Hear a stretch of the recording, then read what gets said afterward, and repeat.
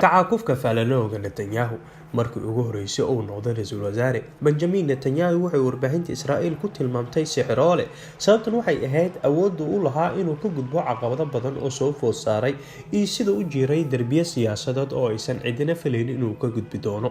sanadii 1996 wuxuu ka guuleystay Shimon Peres oo ay doorasho wada galeen balse nasiib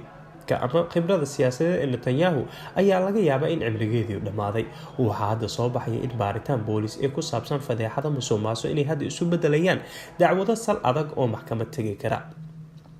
ilaa 4 baaritaan oo kala duwan ayay booliska hayaan laba waxa ay ku fureen Netanyahu labada kalena qoyskiisa mid kamid ah baaritaanada waxa la xiriirinayaa in ra'iisul wasaaraha uu aqbalay hadiye qaali ah oo ka qaatay nin ka tirsan shirkadda Bollywood oo lagu magacaabo Arnold Mulshan nin ganacsado u dhashay dalka Australia James Packer hadiyadahaas oo aan ahayn kuwa yar isla markaana maangala sida uu qabo sharciga Israa'iil xaaskiisa Sara waxa lagu haystaa in lacag gaaraysa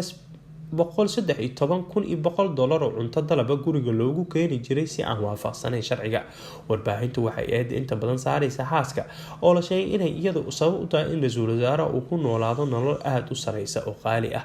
dacwado kale waxay ku saabsan tahay heshiis la sheegay in lala galay wargeyska Yidiot Ahronot oo la doonayay in warar wanaagsan uu ka qoro ra'iisul wasaaraha iyadoo sidoo kale loogu bedeshay in la weeqo wargeys kale ee ahaa kan uu tartan kala dhaxeeya Israa'iil Hayom oo leeyahay ganacsadaha Mareykanka ee Sheldon Adelson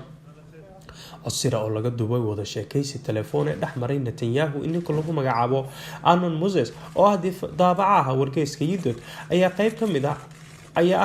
ah cadeymaha la hayo waxaa sidoo kale marqaatiga dowladda noqday agaasimihii hore ee xafiiska ra'iisul wasaaraha Ali Horow oo bixin doona khiraab kiiska saddexaad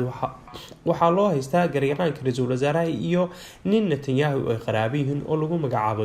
David Shimron wuxuuna ku saabsan yahay qandaraas lagu soo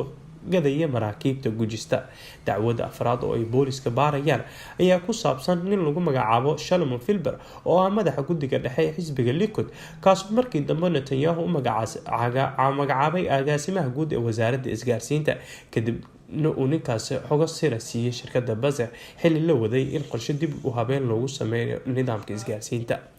ficilada la sheegay inuu ra'iisul wasaaraha ku kacay ayaa ka hor imaanaya dhaqankaas aasaaska u ah dadka Yuhuudda tusaale ahaan ra'iisul wasaarihii koowaad ee Israa'iil David Ben-Gurion ayaa la sheegay inuu ku noolaan jiray guri iska caadi ah isla markaana uusan dalban jirin waxyaabo dheeraad ah dad badan ayaa banaanbaxyo ka sameeyay falalka ra'iisul wasaaraha waxayna ku cadaadinayaan inuu xilka ka dago labadii nin ee xilka kaga horeysay Ehud Barak iyo Ariel Sharon labadu waxa laga furay baaritaano la xiriira musuqmaasuq iyadoo Ehud lagu xukumay xabsina uu ku mutaystay Netanyahu ayaa sameeyay eedeymaha loo soo jeediyay isagoo sidii Trump weeray madaxa booliska oo wacad ku maray inuusan xilka ka dagi doonin xisbiga midagta fog isbahaysiga kula jira xisbiga Netanyahu ayaa la sheegay inaysan doonayn inuu xilka ka dago sababtoo ah waxay ka dhigan tahay in turbabiga uu burburay si isbahaysiga dowladda lagu dhisay waxaase jirtay in fursad ah